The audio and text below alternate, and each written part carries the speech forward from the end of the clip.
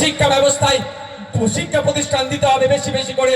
আমাদের অপরাধটা হচ্ছে গঙ্গা ভাঙন, পদ্মা ভাঙন রোধের কথা বলা, এটাই আমাদের অপরাধ হয়ে যায়। আমাদের অপরাধ মুর্শিদাবাদে উন্নত মানের হসপিটাল দিতে হবে, এটাই আমাদের অপরাধ হয়ে যায়। সেই জন্য আমাদেরকে ধরে জেলের মধ্যে রেখেছিল। তাই আমি আপনাদের সামনে বলে যাই, এই রেজিনগরে দাঁড়িয়ে আপনাদেরকে বলে যাই, একবার কেন 100 বার আমরা জেলে যেতে প্রস্তুত আছি। মানুষের জন্য কথা বলে যাব, মুর্শিদাবাদের মানুষের জন্য কথা বলবো, মালদার মানুষের জন্য কথা বলবো, দিনাজপুরের মানুষের জন্য কথা বলবো, নর্থ বেঙ্গলের মানুষের জন্য কথা বলবো, সাউথ বেঙ্গলের মানুষের জন্য কথা বলবো। তাতে যদি আমাকে একবার কেন 100 বার জেলে পাঠায়, আমি হাসি মুখে 100 বার জেলে যেতে প্রস্তুত আছি। বন্ধুগণ, আপনাদেরকে নকল আর আসল চিনতে হবে।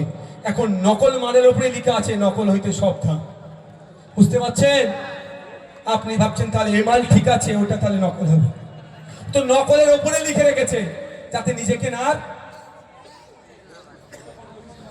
ধরতেই দেয় না, আমি তো সলিড। ওই দেখো চোর, দেখবেন চোরের মানে এটা যদি এখন ক্যামেরা ফ্যামেরা হ্যান ত্যান অনেক আপডেটেড হয়ে গেছে।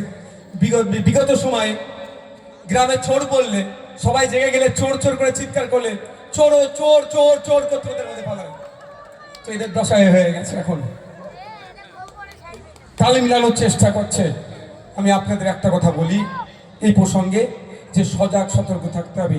কাকে কান নিয়ে চলে গেছে বলে কাকের দিকে তাকাবার দরকার নেই, নিজের কানে হাত দিয়ে দেখুন। এটা হিংসা ছড়াবে হিন্দু মুসলমানের মধ্যে, যে আমাদের ঐক্য সেটাকে নষ্ট করার চেষ্টা করবে। এই নষ্ট করলে বিজেপি তৃণমূল উভয়ের লাভ হবে। সেই জন্য দেখবেন শুভেন্দু অধিকারী রাত দিন হিন্দু মুসলমান হিন্দু মুসলমান হিন্দু মুসলমান এমন এমন কথা বলছে, এলাকায়